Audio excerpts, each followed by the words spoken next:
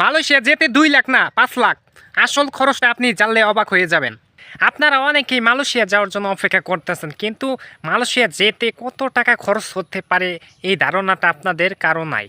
তো কোন সেক্টরে গেলে কত টাকা খরচ হবে বিস্তারিত আমি তোমাদেরকে আজকে টু জেড বুঝিয়ে দিব, যে মালয়েশিয়া যেতে কত টাকা খরচ হতে পারে সামথিং ধারণা তোমাদেরকে দেওয়ার চেষ্টা করব। তাই তো এই ভিডিওতে আমি তোমাদেরকে বলবো সাধারণ মালয়েশিয়াতে কাজ করলে কত রিঙ্গিত ইনকাম করা যায় মাসে। গাইস আসসালামু আলাইকুম, welcome back to new video. আশা করি সকলেই তোমরা ভালো আছো, দেন আমি অনেক ভালো আছি।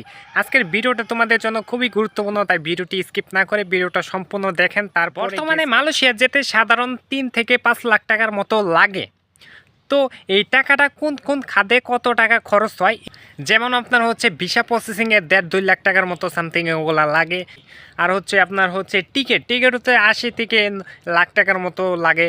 তারপরে হচ্ছে আপনার হচ্ছে মেডিকেল অন্যান্য বাবদ খরচ আছে, এবার হিসাবে ধরেন আপনার 50 থেকে 60,000-এর মতো খরচ হতে পারে।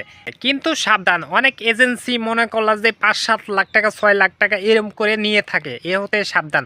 সবসময় যাচাই বাছাই করে ভালো এজেন্সিতে আপনারা যাবেন। ঠিক তো অনেকেরই একটা প্রশ্ন হয়ে থাকে, সেটা হচ্ছে যে মালয়েশিয়াতে মাসিক ইনকাম সাধারণ কত হতে পারে নিম্ন।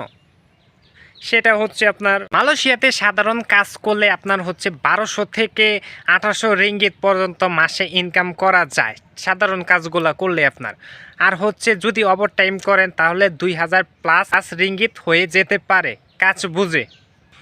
তো আপনারা যারা মালয়েশিয়া যেতে চান, তা আপনারা যদি সরকারিভাবে যান, ঠিক আছে, বইসেলের মাধ্যমে, তাহলে অনেক টাকায় কম টাকায় আপনারা যেতে পারবেন। কিন্তু অন্যান্য যদি এজেন্সি ধরে দালাল ধরে যেতে চান, তাহলে আপনাদের থেকে অনেক টাকা নিবে, ঠিক আছে। তাই সবসময় সঠিক এজেন্সির মাধ্যমে গেলে সবচেয়ে উত্তম হয়, টাকা পয়সাও কম লাগে এবং লাইফের রিস্ক কম থাকে।